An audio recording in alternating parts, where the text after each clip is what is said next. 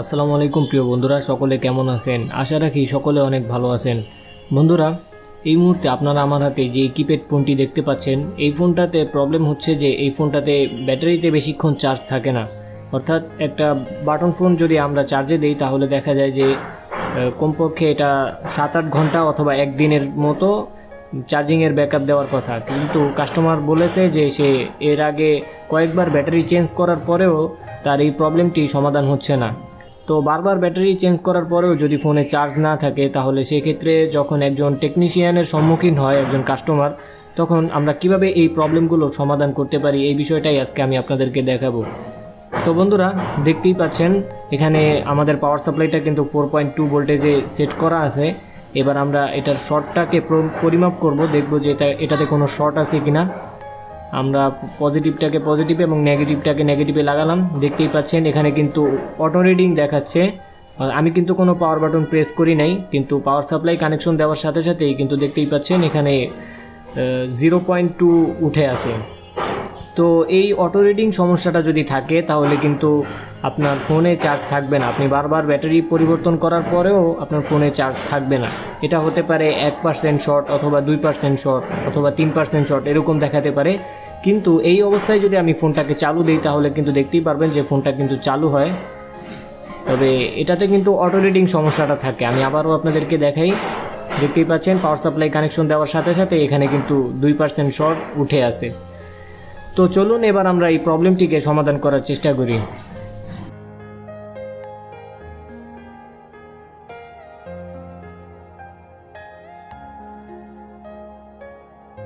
তো বন্ধুরা, দেখতেই পাচ্ছেন ফোনটিকে কিন্তু আমরা খুলে নিয়েছি। এখন এখানে যে সমস্ত কম্পোনেন্ট আছে সেগুলোর সাথে আমরা মাল্টিমিটারের সাহায্যে পরিমাপ করে দেখব যে কোথাও কোনো ক্যাপাসিটর অথবা কোনো কম্পোনেন্ট শর্ট আছে কিনা। হতে পারে সেটা ডায়োড অথবা ক্যাপাসিটর, এই ধরনের কিছু কম্পোনেন্ট অনেক সময় শর্ট হয়ে থাকে, যার কারণে আমাদের মোবাইলে এই নর্মাল শর্টটা দেখা দেয়। এটাকে বলা হয় হাফ শর্ট। তো এই হাফ শর্ট সমস্যাটা আসলে আপনার ফোনে চার্জ থাকবে না। এর জন্য আমরা মাল্টিমিটারটাকে বাজার মোডে রাখবো এবং মিটারের যে পজিটিভ লাইনটা আছে সেটাকে আমরা গ্রাউন্ডে রাখবো। আর এখানে মোবাইলের এই পাশে যত ক্যাপাসিটর এবং ডায়োড আছে, অন্যান্য কম্পোনেন্ট আছে, সেগুলোকে আমরা চেক করে দেখব যে কোথাও কোনো শর্ট পাওয়া যায় কিনা।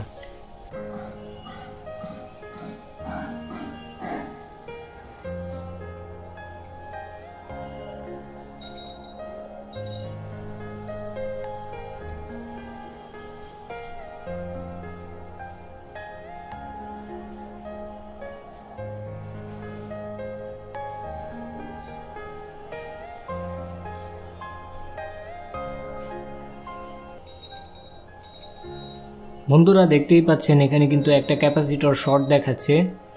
আমি যদি আপনাদেরকে একটু জুম করে দেখাই তাহলে বুঝতে পারবেন।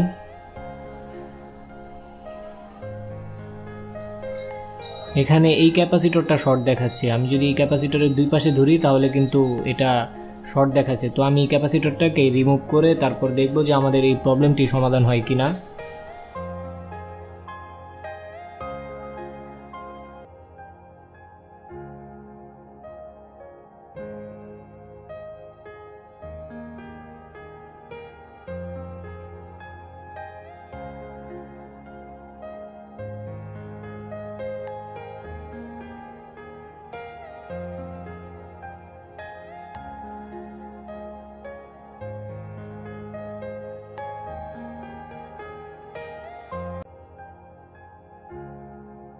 এখানের এই ক্যাপাসিটরটাকে আমি তুলে দিয়েছি। এখন আমরা ফোনটাকে পাওয়ার সাপ্লাইয়ের সাথে কানেকশন দিয়ে দেখব যে আমাদের এই প্রবলেমটি কি সমাধান হয়েছে কিনা।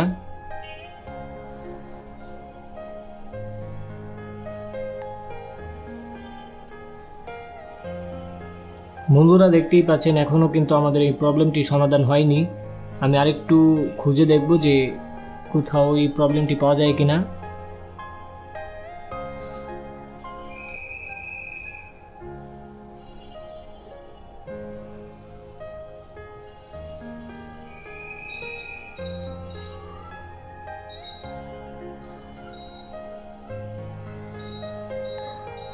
বন্ধুরা, দেখতেই পাচ্ছেন এখানে কিন্তু একটা ক্যাপাসিটর শর্ট দেখাচ্ছে।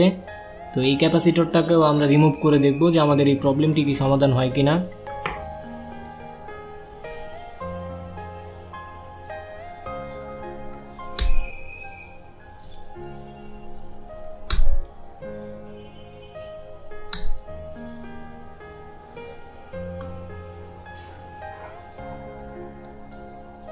আমরা কিন্তু এই ক্যাপাসিটরটাকে এখান থেকে রিমুভ করে দিয়েছি। এবার আমরা পাওয়ার সাপ্লাইয়ের সাথে এটাকে কানেকশন দিয়ে দেখব যে আমাদের এই প্রবলেমটি কি সমাধান হয়েছে কিনা।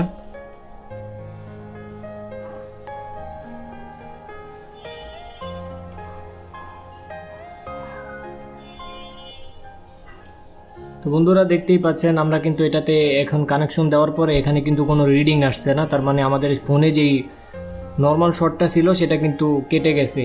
এখন আমরা ফোনটাকে চালু দিয়ে দেখব যে আমাদের ফোনটা কি চালু হয় কিনা। তো বন্ধুরা দেখতেই পাচ্ছেন আমাদের ফোনটা কিন্তু এবার চালু হলো। তো এভাবে করে যদি আপনি কাজ করেন তাহলে কিন্তু আপনার এই ছোটোখাটো প্রবলেমগুলো আপনি খুব সহজেই সমাধান করতে পারবেন। তো এই ভিডিওগুলো দেখে যদি আপনি একটু হলেও উপকৃত হয়ে থাকেন তাহলে একটি সুন্দর কমেন্ট করবেন, কারণ আপনার একটি সুন্দর কমেন্ট আমাকে নতুন নতুন ভিডিও তৈরি করার প্রতি উৎসাহিত করে। তো বন্ধুরা পরবর্তী ভিডিওতে দেখা হবে, সে পর্যন্ত ভালো থাকবেন, সুস্থ থাকবেন, আল্লাহ হাফেজ।